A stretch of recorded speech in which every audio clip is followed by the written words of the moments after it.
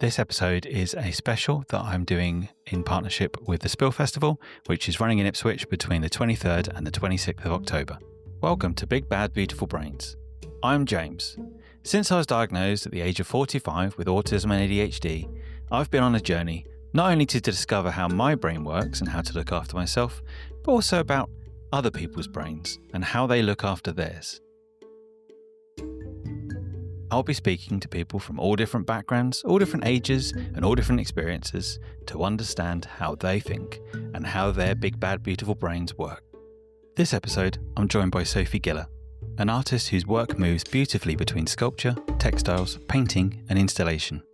Her practice is rooted in process, care, and the emotional lives of everyday materials, exploring how things we make keep hold of traces of who we are, exploring how the things we make and keep hold traces of who we are. Sophie often works autobiographically and intuitively, collecting and responding to materials that carry stories and sentiment. Lately, she's been creating site-specific installations that draw on social and historical context of each space, making work that resonates with its surroundings as much as it does with her own lived experience.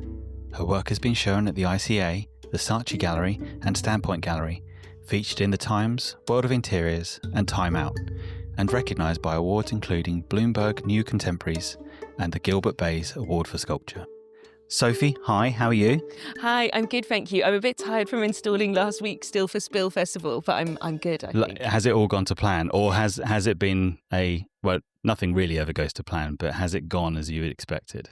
Yeah, no, that's a good question. I think that sometimes when you're installing, something really scary can go wrong in the sense of like something breaks or something that you thought could go in a specific space in a building can't. And then that can be really worrying because you can spend hours getting stuck on something like that. And I would say nothing like that happened. So I think that, yeah, when your nervous system is already a bit off, when something like that happens, it's very scary, and nothing like that did happen. So good. I'm going to say that's good. That's positive. Good to hear. And I look forward to your episodes coming out in the next few days in the run-up to the Spill Festival, which is this week.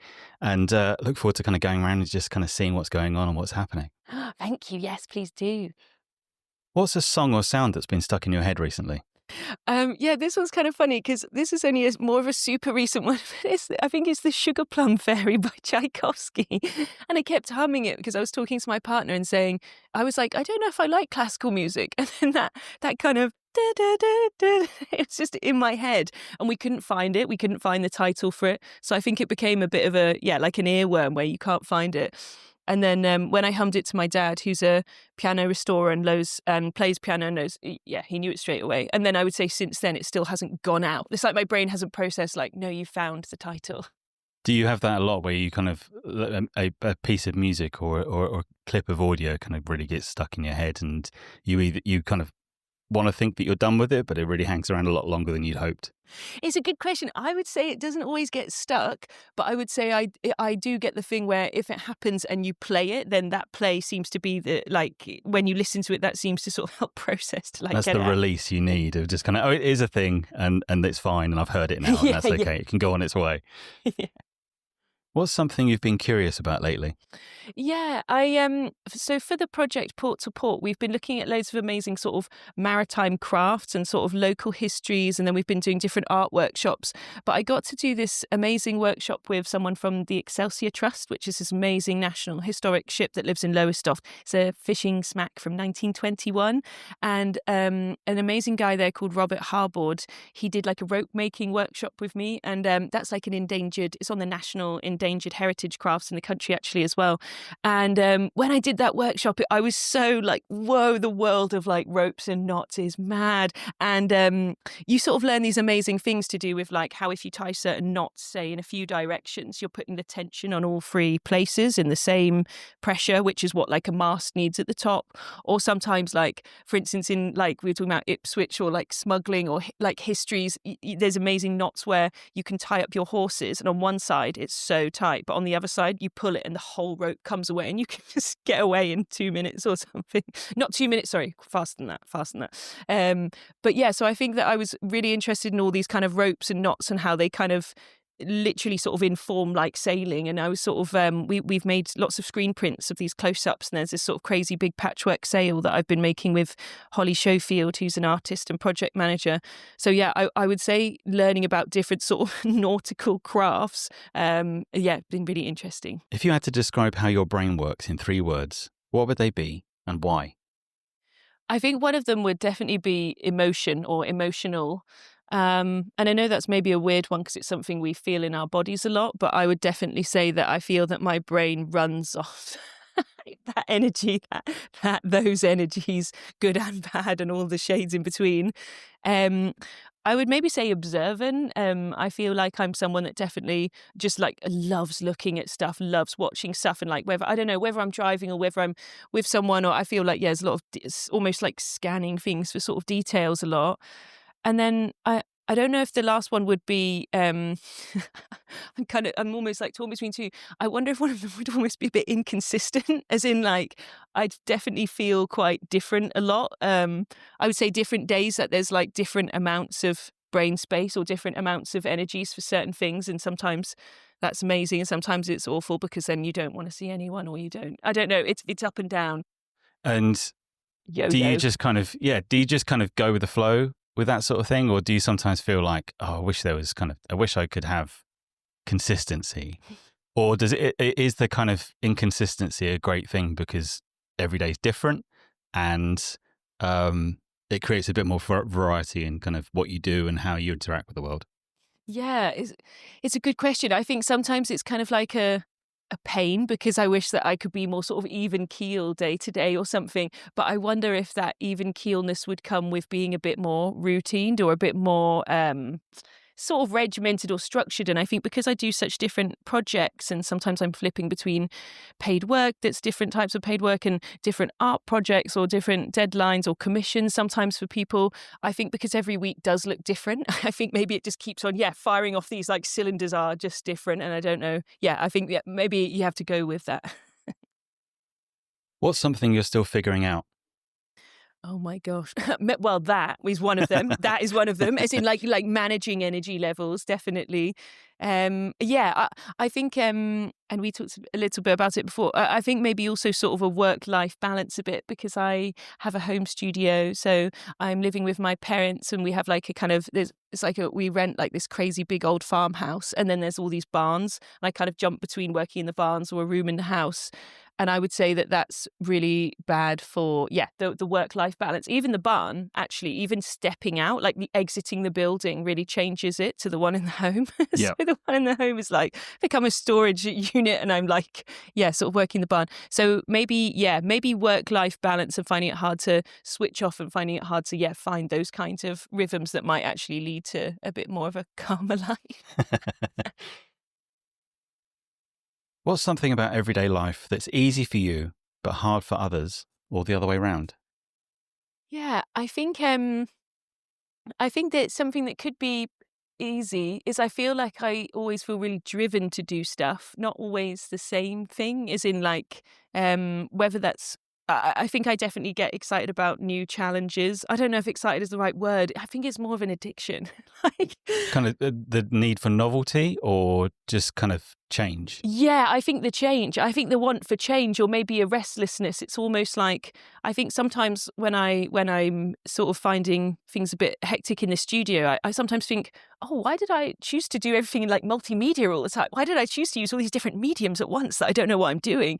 But I also think that spinning of those mediums or plates, or wanting to challenge myself with sort of learning new things, like the different types of crafts, different ways of making things, I think that drive is very sort of like deeply there. And it's, I think it's that sort of drive to learn and to want to know more and to make more, actually, in response, as in like, because the making for me is so pivotal to like my art practices, and like that's the bit that I think I get the most joy from, is that kind of those moments in the studio where you're just sort of making and making. So I definitely think a lot about how sort of try to like organize the madness of life, to allow that making to happen, and sometimes make the room for it. Yeah, and then sometimes you're making other aspects of your life so busy or chaotic to be able to then seal off those moments, so you get that making. So but I would say I generally do still find balancing that, like I definitely don't feel like I do that well. Have you found any approaches that make the world work better for you? I think that, and actually it's funny because these might be really sort of like classic self-care things, as in that might sound cheesy, but I exercise and I do therapy and have been doing that for like 3 years. So I would say those two things, I think, definitely keep me sane.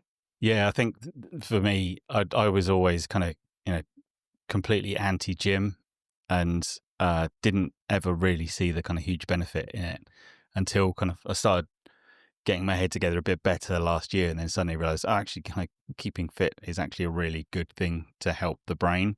Why didn't I do that sooner? Why do I feel so happy Yeah, and tired at the right time of the dopamine things happening? It's really strange. But yeah, just the kind of talking therapies and all of that sort of thing. But it's different for everybody. But there is a form of exercise, both kind of mental and physical, that people can find and what works for them. And it doesn't always necessarily mean the gym. It can be getting out into nature and being in the countryside and that sort of thing, or rather than having a professional therapist, is just being more open with your friends and talking to them. But those things, in whatever form they take, can be really beneficial for most people. Definitely. Yeah, no, I totally agree. And like how you say how it's so different for each person, like that kind of meditative or that empty time. Yeah, like for someone, or like for me recently, I've been, running a lot. And so sometimes like, my brain is actually totally empty and it's just music and also it's just the color and light of being outside, as you said. And I definitely have seasonal disorder and I don't feel as happy this time of the year. And I also think running and being outside really helps with that because it makes you kind of confront deal with it, the change. It's getting darker. Like you feel that it's getting darker instead of like working away indoors. And I think it's really easy to say, no, I should just keep working for this other half an hour. But the running, or not, sorry, just the running, what it is for each person, like that is like the medicine. Yeah, completely. It's better for you than that. And it's this time of year, Holland and Barrett get me back as a customer, and I'm chomping vitamin D like an absolute maniac to try and kind of counteract the shorter days and the kind of more oppressive evenings. And it is just kind of, whatever works. Yes. And finding that way and finding it in a healthy way as well. Yeah, definitely. What's a small thing that always makes you smile? Yeah, I think I heard on your other podcast that someone else said this, but I think it might be cats. Okay. We in our like family household, we actually have like 4 cats at the moment. And I think that sometimes I just feel like when you just see their faces, they're just so silly and they're just such clowns. And I think they're just, again, they're really sensory beings. They're just so, and maybe because they're so sort of tactile with their coats. So I think, I think cats, I'm going to say. Have you always had pets around the house? Has it always been a thing, or are 4 cats a fairly new introduction? I think a lot of the time. I think when we were kids, when we moved to this really hectic farmhouse when I think I was 4 with my 2 brothers, I think that we had things like rabbits then. But I think actually as soon as we moved in, our neighbours were like, "We're moving to London. Can you take these 2 cats?" My parents said yes. And they said, they haven't really even lived indoors. They've lived in barns. As soon as we lit the Rayburn, they were in all the time. They were in. Actually, and one of them used to eat, she ate like donuts and she ate like bread and stuff, this older Siamese cat called Dottie. But I would say that we had cats then, and then suddenly we had 4 cats, 5 cats, and the generations of cats have continued. If you had a free day with no plans, how would you spend it? Yeah, I think I really love, because of talking about loving looking at stuff, that can be quite open what that is, like whether that's going to a really, I don't know, like going to an amazing museum or going to see like live music or just visiting somewhere you haven't done before or something like that. So I would say kind of doing something like that with my partner, and I would say that we just are quite relaxed about what that would be. He lives in London at the moment, so sometimes we've just kind of had fun days out where we've maybe had like one goal, like should we go and try and see this at the Tate Modern, or should we go and try and see this here? But then we've just kind of let the rest of the day kind of meander. So I'd maybe say sort of slightly not kind of maybe a bit unplanned, but still maybe like a trip that is like to do something. Yeah, and then the rest of the day kind of just unfolds. And do you find with when you kind of have days out like that and you go and see galleries and that sort of thing, do you find your inspiration for your work comes from those places or can come from anywhere? Yeah, I think anywhere. A bit like talking about being observant earlier. I think that I I think sometimes I get more excited by something really weird in the world, and definitely really historical stuff too. Like I love historical documents and like fashion and like old homewares and domestic things. So I would say sometimes things like either in secondhand shops or museums, or it's that kind of exposure to things that are kind of another world. That kind of those kinds of items, I sometimes find those more inspirational, I would say, than looking around other types of contemporary art.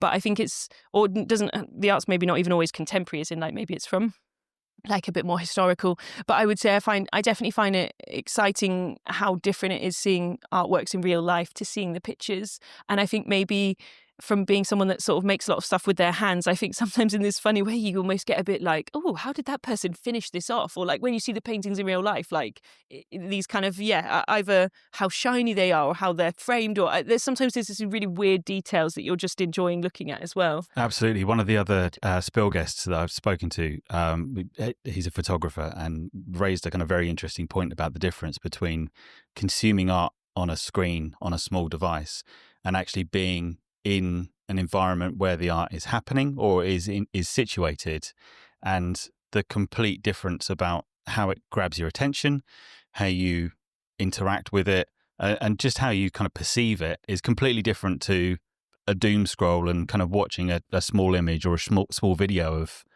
what you're seeing, compared to being in the space and understanding what the artist's motivation was by kind of reading the small card next to it, and also interpreting it in your own way, and how it just it demands your attention compared to it being on your screen for 3 seconds and then moving along. Definitely. No, I absolutely agree. And also when you think about it, and sometimes when I'm editing a picture, I think about this, I'm like, this image is going to shrink down to like 5 centimeters by 5 centimeters, like this thing that you sometimes spend ages making when other people do consume it that way. And I think sometimes feel very jealous of music with that, like this idea that maybe it can reach you, like what we just talked about, that experience visually of looking at something on your phone. I wonder if music, in the way how it goes through the ears and maybe sort of, hits you in a different way. I think you have a different experience with that, as I love seeing live music too. But I wonder, with art, as you say, because it is so visual, but it is sort of that physical presence does change. Yeah, I think the comparison with music is interesting, because I think how you digest music depends on how it reaches you. So I think, if I want to really enjoy an album, I'll put the vinyl on, or I will kind of make sure that I don't have random on whatever platform I'm using. Whereas I think the drive nowadays is there's a broader sense of discovery because everything's available, but you're consuming it in a completely different way. And not necessarily in the way that it was intended, because some albums are stories from end to end and they take you on that journey, similar to how art does, in that you have to kind of be in the space and you have to be in the right mindset to consume it. Yeah, definitely. Yeah, like seeing a snapshot of a series that's from a larger body of work. And with the music, there's a similar. Yeah, maybe, did it make sense on its own? Did I still like it? What? Yeah. What's something that makes you lose track of time? Yeah, I think general, I would say making stuff. And then more specifically, instead of the word stuff, I would say probably sewing, which is one of the things that I think I do in my art practice the most. And I would say partly because I'm so bad with time, I always think that things are going to take less time than they do. So when I'm making it, I think that I'm not always conscious of how much time is passing. And I think sometimes I think it's maybe slightly other things to do with like the type of practice it is, like as in like you get the whir of the machine, you're adding the pieces together usually, you're problem solving with, because I do a lot of patchwork, I'm sometimes jiggling things together, which sometimes is can be a bit challenging. And I think sometimes that a combination of those challenges, usually always listening to music or podcasts or audio books, and then having that going at the same time, I think sometimes, that's where time... Suddenly nighttime. Exactly. And I'm like, why can't I see? Why does that colour blue look different now? Yeah. What's the best piece of advice you've ever been given? Oh my gosh. I think, it's really difficult. I think that actually one really recently, I was speaking to an amazing artist who was my tutor when I was at the Royal College of Art, and he's been part of the Port to Port project. I've had some Develop Your Creative Practice Arts Council funding, which has been absolutely amazing. So I've gotten to speak to him again. So he's Ivan Morrison, part of the Studio Duo he's part of, a duo, Studio Morrison. And he said sometimes, he said, when you're making stuff, he was like, don't get hung up on some of those details that are taking you ages to make the decisions of. And he was kind of saying, if you know the fundamentals of the project, and if there's some things you're so sturdy in, and obviously it takes a while to get sturdy in those fundamentals sometimes, and the way you do that is different with each project. But he kind of said, like, he was just like, don't let those little things get in the way. He was like, is it pink? Is it blue? Is it this? And then he was just like, it doesn't matter. He was like, does it matter? And he was just kind of like, sometimes don't get like stuck on those things to kind of make the thing, because they can, I don't know, those small decisions can maybe consume you a bit. Yeah, and the kind of they can be the amount of time that they can suck up can be very converse to the actual what the final decision means about them. Like, say, is it blue, is it pink, and that sort of thing. And it's kind of, don't sweat the small stuff. Yes, kind of thing. And do you find I know for me, if if I get stuck on the small stuff, or that I can't solve a problem, like that, again, it's something I've only recently learned to get to grips with, is just walking away from it and then coming back again. Whereas kind of, rather than sitting there and kind of ruminating into oblivion as to kind of what color this should be, or how to progress this further over this, what seems like a small hurdle, but is kind of building up and building up and building up. Sometimes just walking away from it and then coming back to it after a bit of a break can just kind of unblock it a little bit. Yeah, definitely. Yeah, it's almost like you need to go and live a bit, actually, because, you actually need the time away from it. And even if that time's really short, and that's the thing with deadlines, isn't it? It's like, if you're working to this deadline and then you're trying to make decisions really quickly. But yeah, I have had a tutor in that line with what you just said then, that was like, if you're stuck, do something else. And that kind of just let it sit there. And then, yeah. So no, I agree totally. What's something you're excited to learn or try in the future? So for the Port to Port project, one of the things I haven't managed yet to do is sail making workshop. So I think that's coming next year, and I might be going up to Orkney to do that. And yeah, just an incredible craft, again, also on the endangered crafts list. And yeah, I've sort of been making these patchwork sails half from learning bits and pieces from looking at them in real life, from YouTube, and that kind of self-taught, where you're just kind of missing. It's something that I do in all kinds of processes, but until I get to speak to people that do it all the time and learn from them and sort of be around them, that's where so much of all of that, I don't know, just incredible, sort of very unique knowledge sort of gets passed through more of those moments. So yeah, I would say getting to do that. So is Orkney still a fair, I don't know if hotbed is the right description, but for sail making in the more traditional industries? Because I guess they are a very small island, and they still rely on their own resources and their own skills because they're so isolated. So are things like that still more prevalent in those geographies compared to kind of more mainland or like Lowestoft and that sort of thing, where fishing has kind of, the industry had its moment and passed and is now moving towards tourism, whereas a much smaller island would perhaps still rely on it more? Yeah. I think so. There was only two places in the kind of Isles that would do sail making, and it was in Lyme Regis, so down on the south, like super far down, and then Orkney. And I think that it's so rare for some of the boat building colleges and sort of institutions to still be there. Really sadly, there was one in Lowestoft. They didn't actually do sail making, but they did some of the other courses. But they actually shut only this January, sadly. No. So there was one there that you could still go and learn all these like incredible sort of heritage, and really long skills, like all the boat building skills to taking years to learn. So yeah, I do wonder. I think sometimes it's a really weird mix of things that allow something to stay open, that's something to get preserved. And sometimes it's even the thing of someone owning the building that cares about the what's like happening in it enough. So I sometimes think you need perfect storm, that's the word I was looking for. I sometimes feel like you need a perfect storm of things to kind of keep you going. So I'm afraid I don't know the intricacies of theirs, but I imagine that there is some really interesting sort of crafts and things still going on there. What's one thing you'd like listeners to take away from this conversation?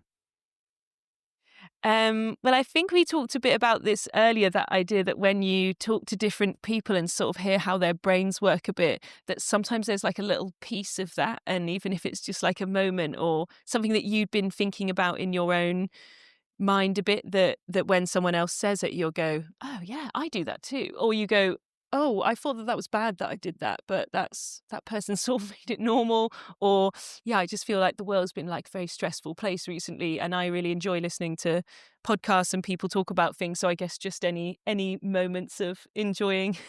Yeah, and it's one of the things talk. that's come up a lot through the episodes that I've recorded so far is that kind of knowledge and understanding can come from absolutely anywhere, and it's not always in a guidebook, and it's not always in where you think it's going to come from. It can sometimes be from the most unexpected place, but you can kind of go, oh, that's made it. I understand why I do what I do now. And it's normalized. It's a tricky word, I suppose. Yes, but yeah, it's made it more relatable for me to understand how I think sometimes, or why I do what I do. And there's a little bit of comfort that someone else out there that does it, and this is their way of coping, which I think is kind of really useful, both for me, me talking to other people, and then also people listening, hopefully, are going to take something from it as well. Definitely, totally agree. And what's next for you? So Port to Port is now open at The Hold in Ipswich, the home of the Suffolk Archives. So it's on until the 30th of October as part of Spill Festival, and it's produced with the Art Station, who are based in Saxmundham, but work all over the region.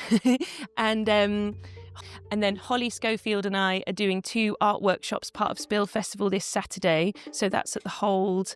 So yeah, booking is via Spill website, and there's lots of information online about what time it is and what types of printmaking we're doing. And there's also some dancers that are going to be performing as part of Spill Festival at The Hold this Saturday at 1:30 as well. So yeah, it's kind of like preparing for those weekend events. And then I think the rest of the year I'm sort of like catching up with commissions and having some quieter studio times after having some quite like manic months. Thanks, Sophie. Thank you for having me.